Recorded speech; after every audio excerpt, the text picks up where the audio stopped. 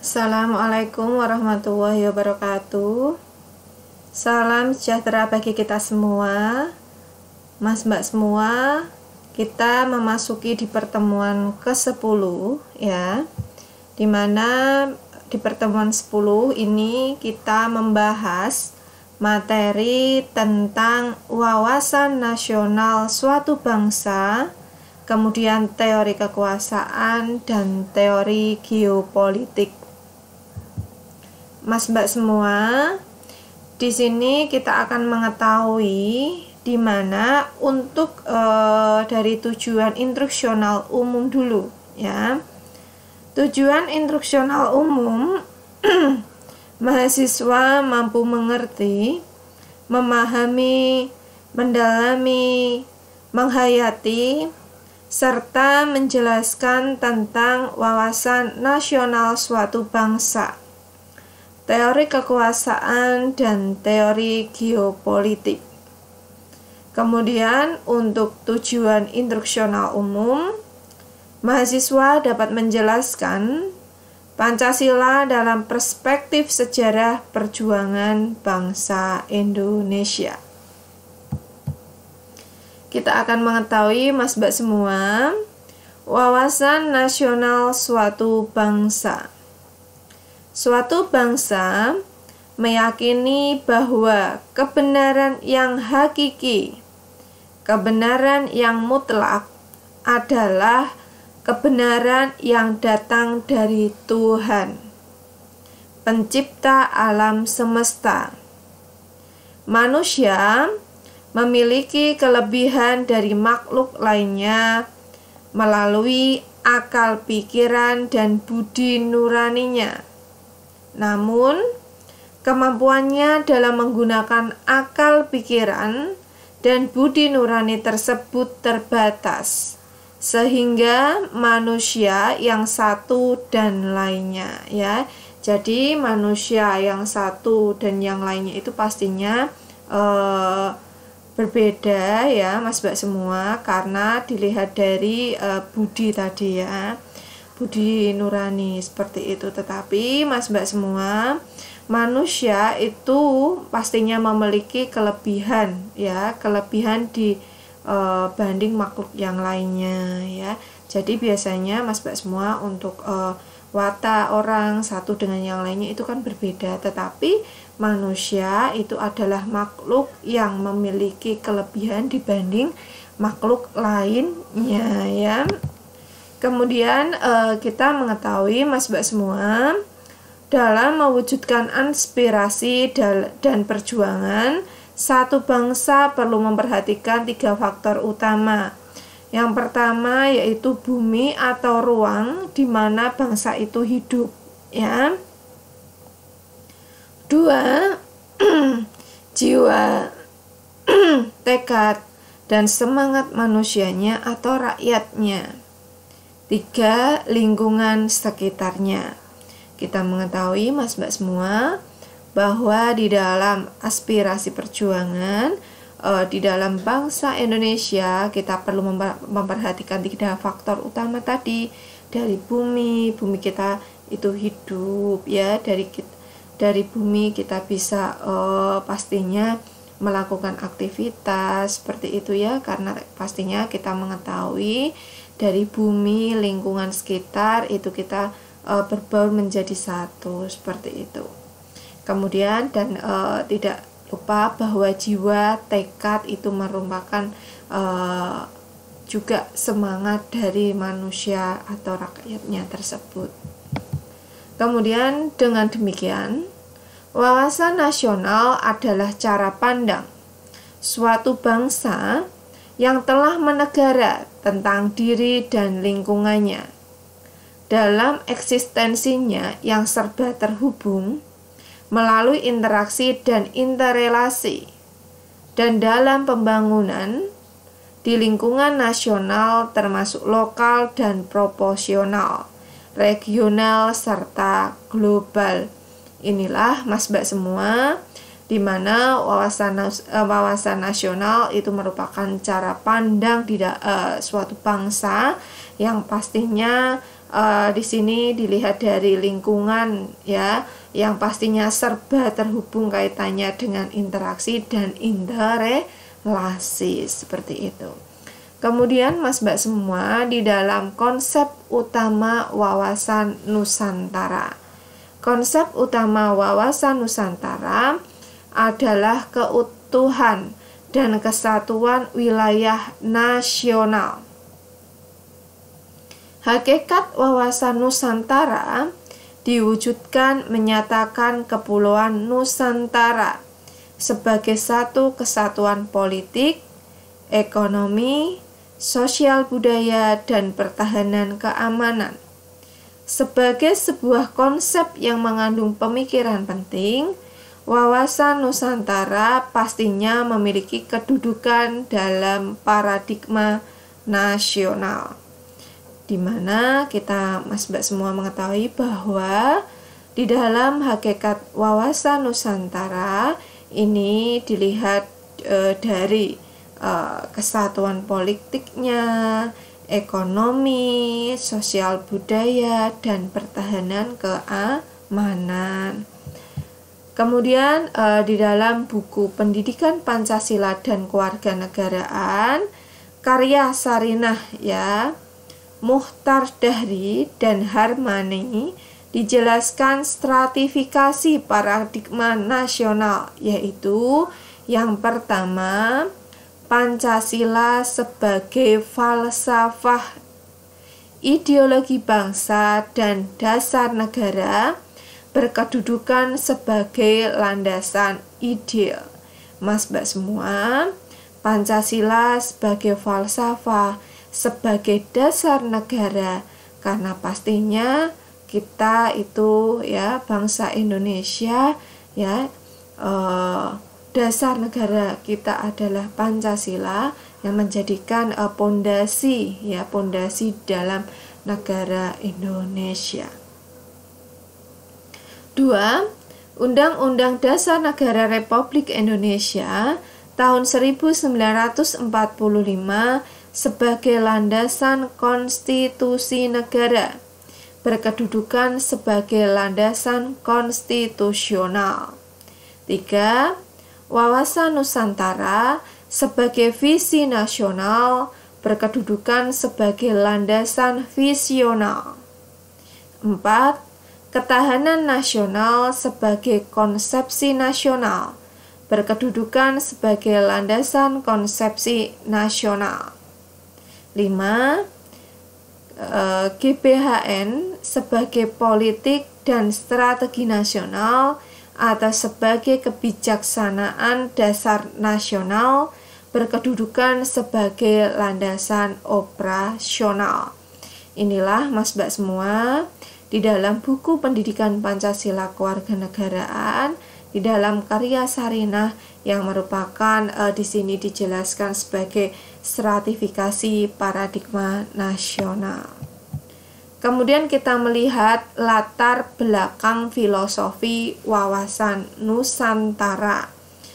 Di dalam pemikiran berdasarkan falsafah Pancasila, kita lihat ya Mas Mbak semua, bahwa berdasarkan falsafah Pancasila, manusia Indonesia adalah makhluk ciptaan Tuhan yang mempunyai naluri, akhlak, daya pikir, dan sadar akan keberadaannya yang serba terhubung dengan sesamanya, lingkungannya, alam semesta, dan penciptanya.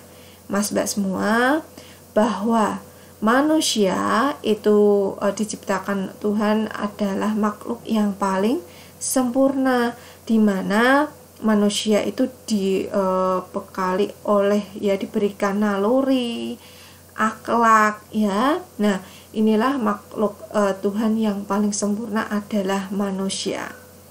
Berdasarkan kesadaran yang dipengaruhi oleh lingkungannya, manusia Indonesia memiliki motivasi antara lain untuk menciptakan suasana damai dan tentram menuju kebahagiaan serta menyelenggarakan keteraturan dalam membina hubungan antar sesama ya. Karena pastinya manusia itu merupakan makhluk ciptaan Tuhan yang paling sempurna, yang mempunyai akhlak, ya, kemudian naluri, dan pastinya ya terhubung dengan sesamanya, lingkungannya. Maka di sini di dalam kesadaran bermasyarakat, maka manusia itu harus diberikan kaitannya motivasi, ya, untuk menciptakan suasana damai, ya, harus menciptakan suasana damai, dan pastinya harus menjaga dan membina hubungan baik antar sesama, ya, dan tidak boleh yaitu melanggar kaitannya dengan norma-norma yang berlaku di masyarakat, ya. Jadi harus mematuhi Mas Mbak semua, ya, serta mematuhi peraturan yang ada di Undang-Undang Dasar 1945. Kemudian nilai-nilai Pancasila itu juga tercakup dalam penggalian, ya, dalam pengembangan wawasan nasional, yaitu sila ketuhanan yang Maha Esa. Dalam sila ketuhanan yang Maha Esa, bangsa Indonesia menyatakan kepercayaan dan ketakwaan terhadap Tuhan yang Maha Esa sesuai dengan agama dan kepercayaan masing-masing.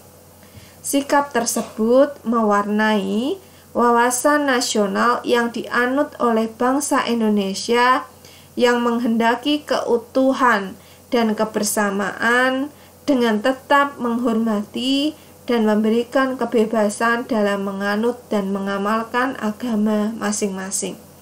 Mas Mbak semua, di dalam sila yang pertama kita mengetahui bahwa yang pertama adalah ketuhanan yang Maha Esa, di mana sila ketuhanan yang Maha Esa ini, Mas Mbak semua, bahwa manusia itu berhak, ya, memiliki agama, memilih agama dan kepercayaan masing-masing, di mana pastinya di dalam wawasan nasional ini kita harus sebagai bangsa Indonesia itu harus menghormati, memberikan kebebasan, dan pastinya di dalam menganut dan mengamalkan agamanya masing-masing.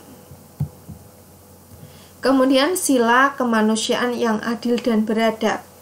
Dalam sila kemanusiaan yang adil dan beradab, bangsa Indonesia mengakui, menghargai, dan memberikan hak kebebasan yang sama kepada setiap warganya untuk menerapkan hak asasi manusia.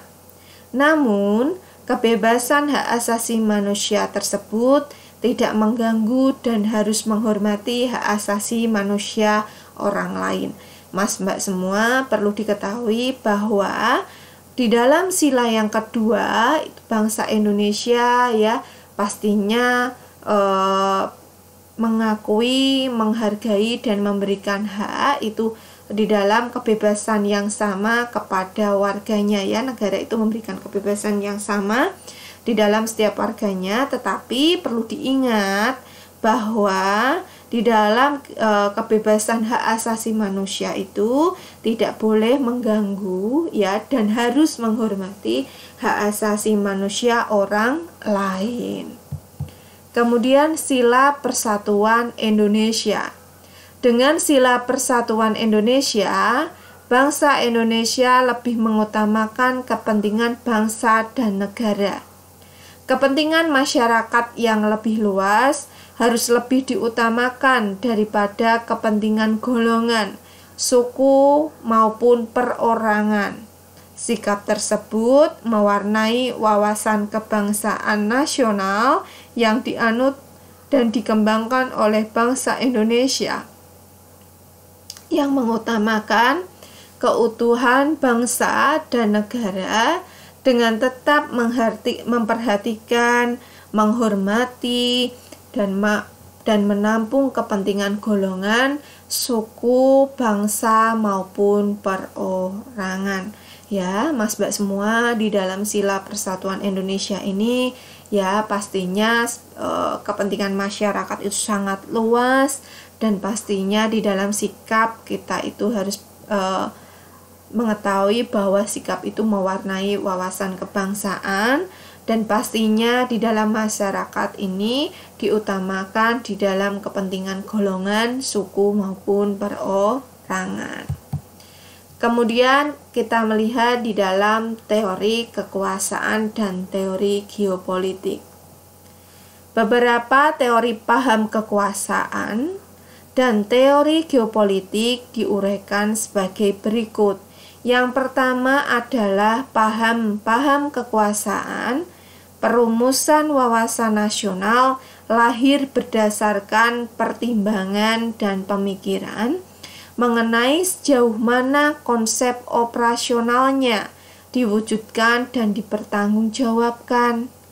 Karena itu dibutuhkan landasan teori yang dapat mendukung rumusan wawasan nasional.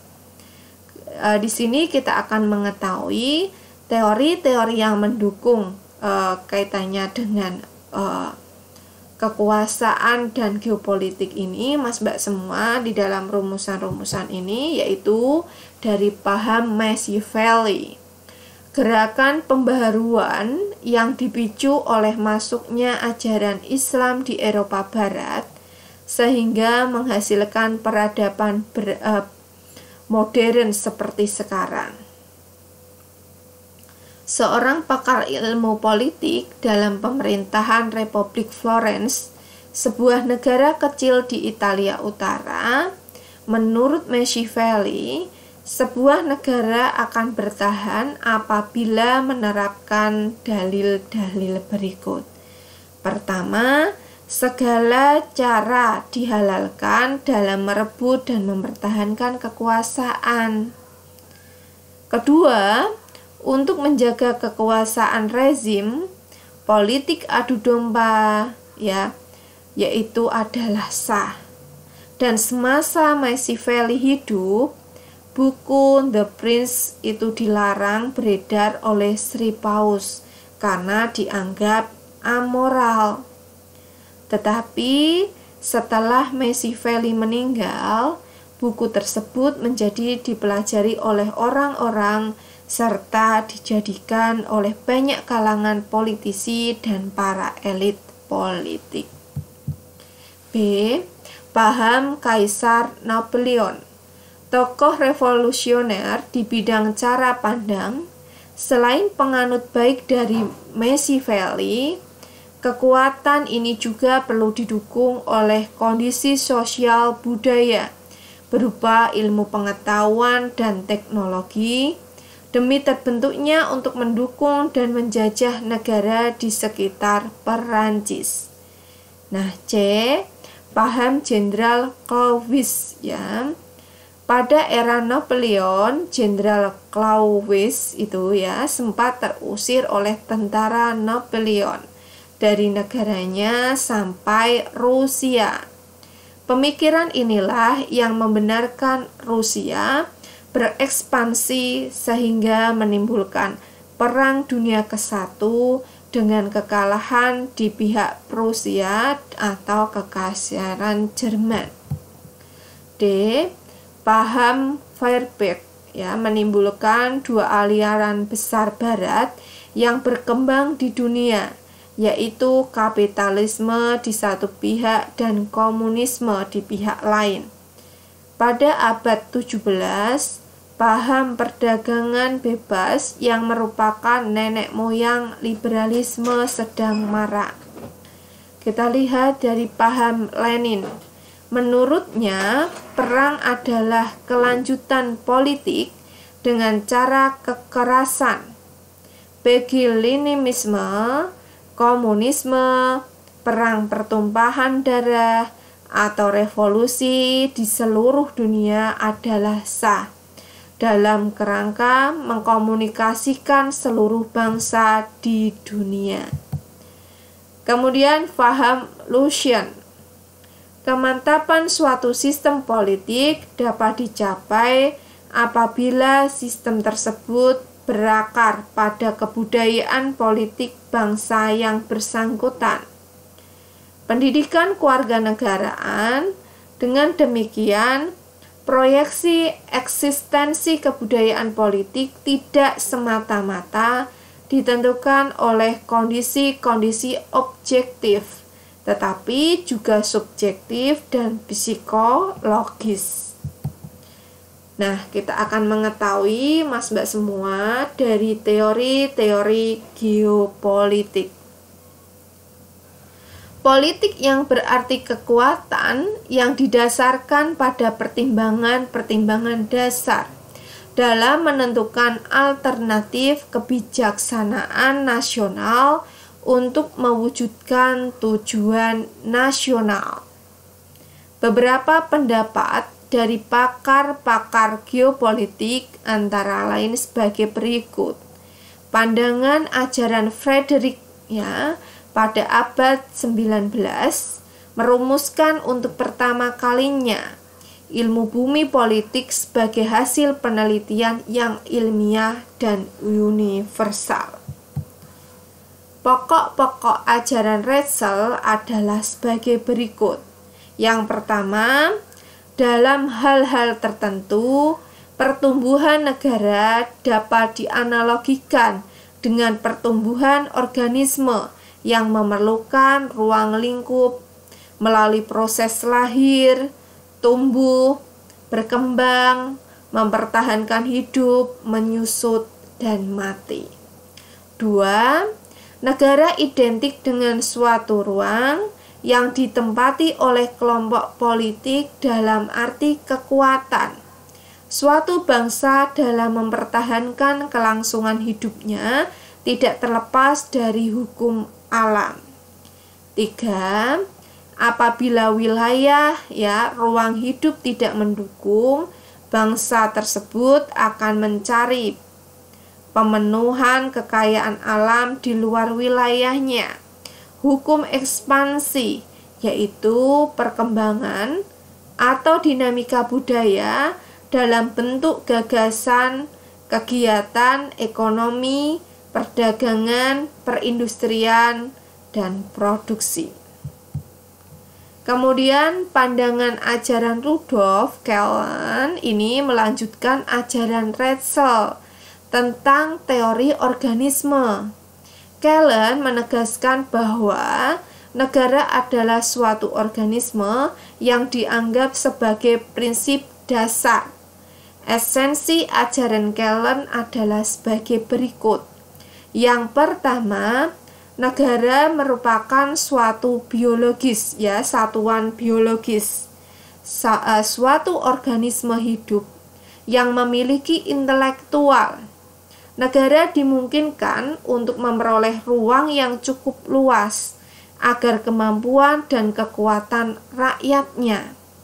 2. Negara merupakan suatu sistem politik,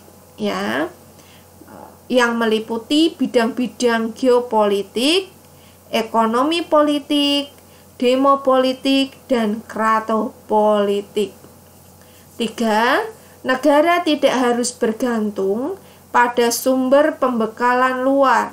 Ia harus mampu teknologi untuk meningkatkan kekuatan nasional ke dalam untuk mencapai persatuan dan kesatuan yang harmonis, dan keluar untuk memperoleh batas-batas negara yang lebih baik. C. Pandangan ajaran Karl. Pandangan ajaran Karl ini berkembang di Jerman ketika negara ini berada di bawah kekuasaan Adolf Hitler. Pandangan ini juga dikembangkan di Jepang dalam ajaran Hakko Ichiu yang dilandasi oleh semangat militerisme dan fasisme. Pokok-pokok teori Haushofer ini pada dasarnya menganut teori ajaran Kellen, yaitu yang pertama, kekuasaan imperium daratan yang kompak akan dapat mengejar kekuasaan imperium maritim untuk menguasai pengawasan di laut. 2. Beberapa negara besar di dunia akan timbul dan akan menguasai Eropa, Afrika, Asia Barat, serta Jepang di Asia Timur Raya. 3. Geopolitik adalah doktrin negara yang menitik beratkan soal-soal strategi perbatasan. Geopolitik adalah landasan bagi tindakan politik dalam perjuangan mendapatkan ruang lingkup. Teori geopolitik Sir Ralph Maxinder. Pokok teori Maxinder menganut konsep kekuatan darat yang mencetuskan wawasan benua. Teorinya menyatakan barang siapa yang dapat menguasai daerah jantung, yaitu Eurasia, Eropa, dan Asia, akan dapat menguasai pulau dunia, yakni Eropa, Asia, dan Afrika. Barang siapa dapat menguasai pulau dunia, akhirnya menguasai dunia. Ya. Teori geopolitik Sir Walter dan Alfred. Pokok teori kedua ahli tersebut menganut konsep kekuatan maritim dan mencetuskan wawasan bahari, yaitu kekuatan di lautan.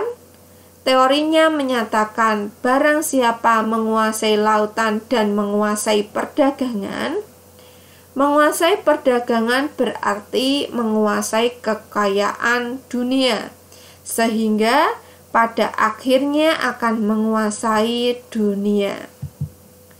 Teori geopolitik William, Albert, Giulio, dan Jones, keempat ahli geopolitik ini melahirkan teori wawasan dirgantara, yaitu kekuatan di udara, dengan pemikiran bahwa di udara memiliki daya tangkis yang dapat diandalkan untuk menangkis ancaman dan melumpuhkan kekuatan lawan. Kemudian teori geopolitik Nicholas, ya. Pokok teori Speakman disebut teori daerah batas atau teori wawasan kombinasi, yaitu teori menggabungkan kekuatan darat, laut, dan udara yang dalam pelaksanaannya disesuaikan dengan kebutuhan dan kondisi suatu negara. Mas Mbak semua, silahkan Anda menjawab pertanyaan-pertanyaan di bawah ini, yang pastinya pertanyaan ini ya sudah kita bahas tadi Mas Mbak semua ya. Yaitu yang pertama, jelaskan secara singkat latar belakang filosofi wawasan Nusantara. 2. Jelaskan teori-teori geopolitik secara singkat. Mas Mbak semua, inilah pertanyaan yang pastinya pertanyaan ini ya pertanyaan yang tadi kita sudah mengetahui dari filosofinya, dari teori-teori geopolitik ya di dalam wawasan Nusantara. Mas Mbak semua, terima kasih atas perhatiannya ya. Mohon maaf apabila ada salah-salah kata. Terima kasih Mas Mbak semua. Sukses selalu buat Anda ya. Jaga kesehatan selalu Mas Mbak semua. Terima kasih ya. Dimana perkuliahan ini ya, perkuliahan secara tatap maya ini kita bisa berjalan dengan baik karena pastinya ada kerjasama antara saya dengan Anda yang pastinya selalu mempelajari ya video pembelajaran dari saya Mas Mbak semua, di mana video pembelajaran ini pastinya akan Mas Mbak semua mengetahui dari pertemuan yang pastinya di pertemuan ke-10 ini Mas Mbak semua kita membahas ya materi kaitannya dengan wawasan Nusantara ya. Mas Mbak semua, saya kira sudah cukup untuk di pertemuan ke-10 ini ya. Materi yang saya sampaikan juga sudah penuh ya, maksudnya sudah full, artinya sudah saya jelaskan semua gitu di pertemuan ke-10 ini. Terima kasih Mas Mbak semua atas perhatiannya. Mohon maaf apabila ada salah-salah kata. Sukses selalu buat Anda. Wassalamualaikum warahmatullahi wabarakatuh.